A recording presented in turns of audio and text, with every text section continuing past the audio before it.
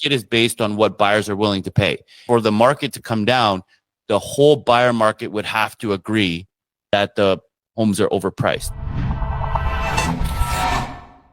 Help me understand why you feel the prices are going to drop. Whenever somebody says that the prices are going to drop, or they want a good deal, or I want to buy a house and flip it, or anything when it comes to the actual value of a house, they're not talking about the price of the house. They're talking about the value of the house, right? Nobody cares what the price of a house is. Nobody walks in and says, "Hey, I'll buy that house for $500,000" without seeing it.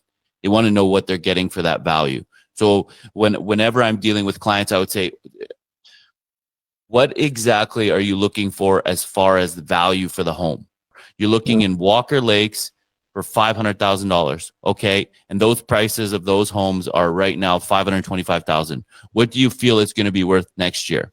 And if he says something ridiculous like, I don't know, 450, you're like, so you're expecting a 12 to 15% price drop in the Edmonton market in the next 8 months? Do you know what a 12 to 15% price drop would do in any market, not just Edmonton?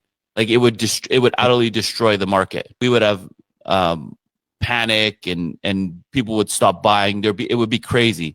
I always call people on their bullshit, and it's not by disagreeing with them per se. Like if he says, "I think prices are going to drop next spring," okay, help me understand where you got that information. Is it based on historical data? Is it based on oversupply? Because in the real estate market, it's basically supply and demand. So what do you think is going to happen with supply in the next 8 months? What do you think is going to happen with demand? So either you think supply is going to go way up, or you think demand is going to go way down. Which one is it? No, I don't think so. I just think prices are going to come down. So everybody across Edmonton, for prices to come down by, let's say, 5%, which is huge. 5% is huge.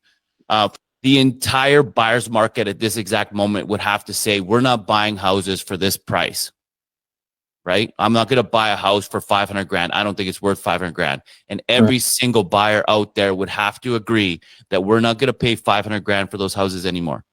We're going to pay 475, or we're going to pay 450. That's how the market comes down.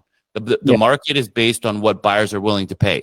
And so for the market to come down, the whole buyer market would have to agree that the homes are overpriced.